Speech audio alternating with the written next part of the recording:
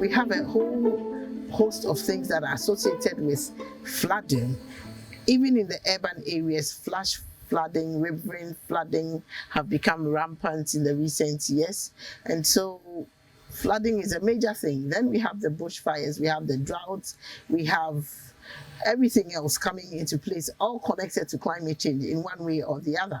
And then look at the coastal flooding or coastal inundation, and then erratic rainfall, and then the high temperatures that we are experiencing. All these things are climate, weather and climate related concerns that needs to be looked at.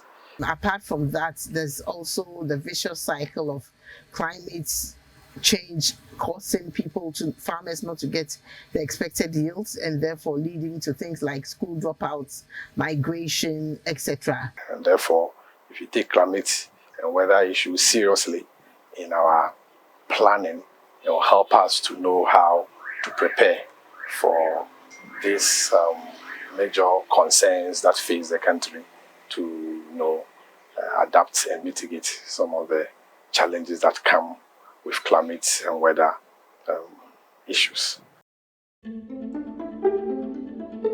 Prearranged finance is a toolkit of different instruments that can support Ghana in assisting people, vulnerable people affected by disasters immediately and reliably.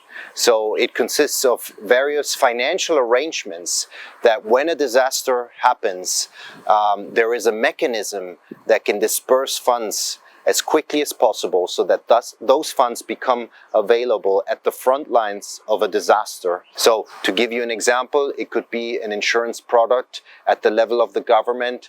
If something happens, a drought in the country, there is a trigger. It defines how much money gets paid out. That money is channeled to the Ministry of Finance, and then the Ministry of Finance, together with the respective authorities and with a contingency plan already in the drawer, can implement a disaster response plan, can implement measures to help the country recover as quickly as possible and to avoid further loss to lives and livelihoods. In terms of what are we going to benefit and expect from the Global Shield? The Global Shield is providing shield against disaster, in the occurrence of disaster. And Ghana gradually is exposed to a number of disasters. One is flood, another is drought, another also coastal related issue. With risk transfer, we're looking at the most vulnerable people in our communities. And so then the insurance has to come in so that people who are already into agriculture, smallholder farmers, would know that when there's any serious variation in the weather pattern, they're not going to lose everything they have, but then the government is going to come in with insurance to support them. So we're not saying insurance is going to cover everything or it's going to take care of everything, but the residual risk, whatever is left that the government cannot cover, insurance is supposed to act as a cushion or a hedge. So on the sovereign risks, I think the focus is on the most vulnerable people in society, the poor and vulnerable and those that are unreachable, so that as a nation, we can provide some support and relief to people who suffer as a result of this climate impact. What I believe Global Shield can do to support this is finance or provide funds for the risk transfer opportunities that are available in this by paying or supporting the payment of premium for the risks that is available in this, or the risks that the poor and vulnerable in society would face as a result of these climate impact, this massive and disastrous climate impact. Ghana being one of the pathfinder country, much ahead of a lot of the countries,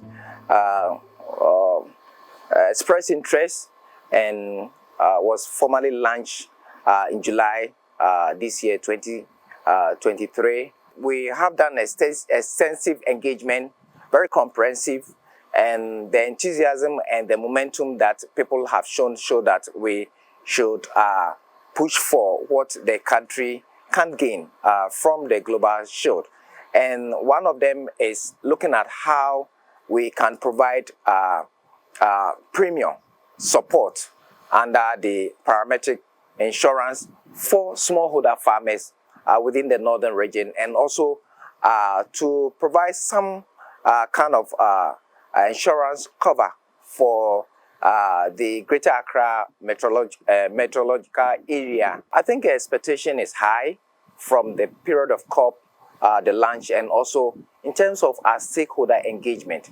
A number of proposals have been submitted. We are putting all these proposals together where we submit for support from the Global Shield.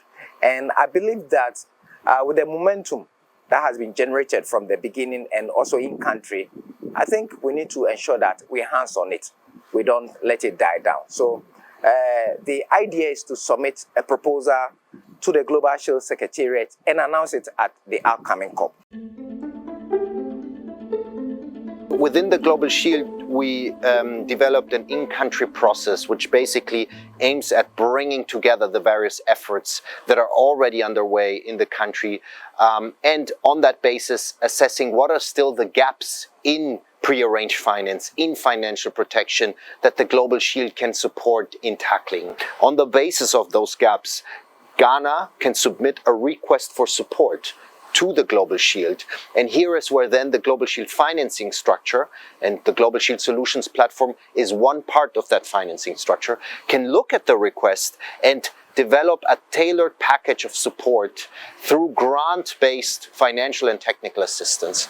So it could be providing risk analytics or supporting the country technically in developing their regulatory frameworks, or capitalizing new funds for agriculture insurance, or supporting the government at the sovereign level in the payment of premiums for an insurance product. There are many different things in how the Global Shield can support the country in establishing and scaling up financial protection.